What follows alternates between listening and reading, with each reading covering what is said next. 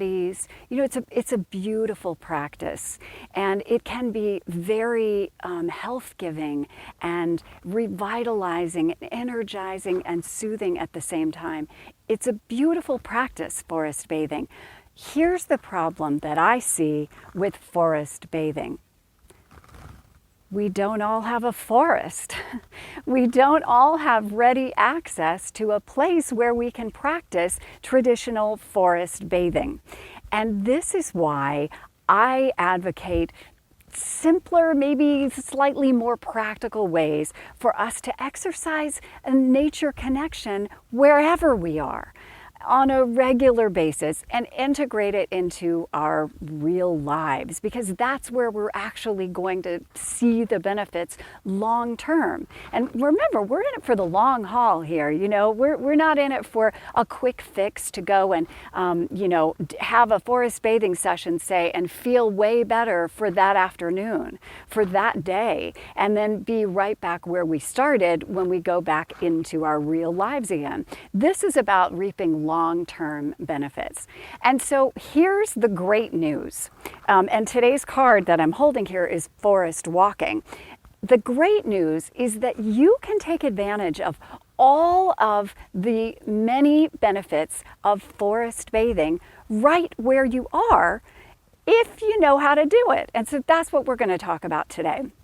So the way forest bathing works for us, and the reason it works so well for our brains and bodies, is the immersion, right? It's being completely immersed in a natural setting so that you don't have the distractions of cars and the street and other noises. Okay, there you go. There's a noise from my neighbor's house. Very common around here. So you don't have those kinds of distractions, ideally, when you are forest bathing, right? You immerse yourself in this beautiful natural setting. And hey, if you have a forest at your beck and call, in your backyard, or if you live in a forest, by all means, go take advantage of it and count yourself lucky, because evidence suggests you will probably live longer and you'll probably live better and healthier as well. So that's fabulous for you.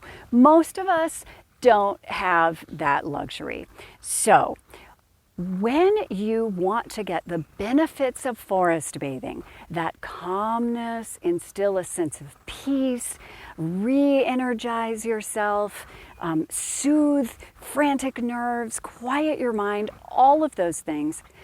And what you have is, your neighborhood, the street outside your house, whatever it is you have, your backyard, your garden. Here's how you do it.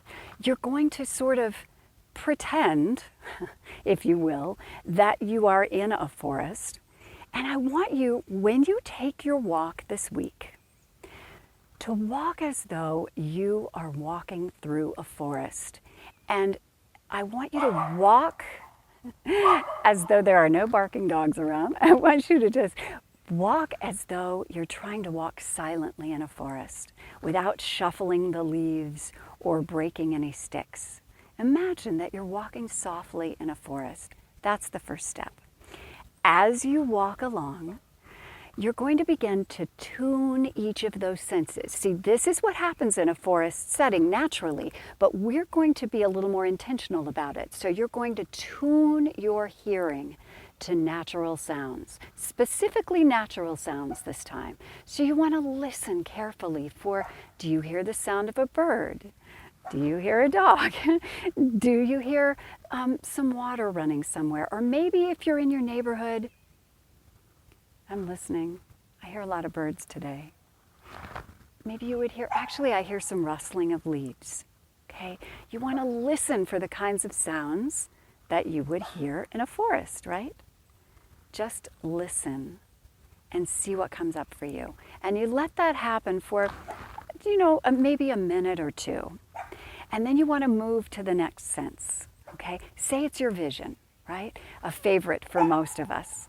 So you start looking around and you want to tune your eyes to, try to discern how many shades of green you can see.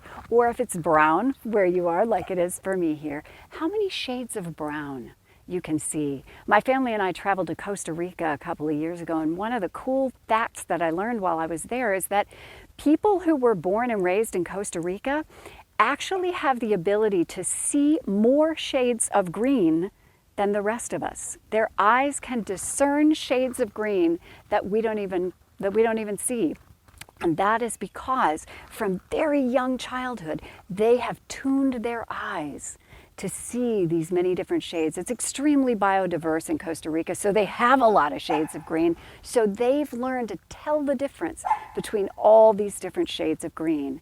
And so I want you to practice doing that as well, with whatever's around you. A bush, a tree, the grass, the leaves that you see. Remember, this is about taking advantage of what's right there where you are. So that's the next step. So you're using your vision. Then maybe you want to stop and take a deep breath. You hear these birds?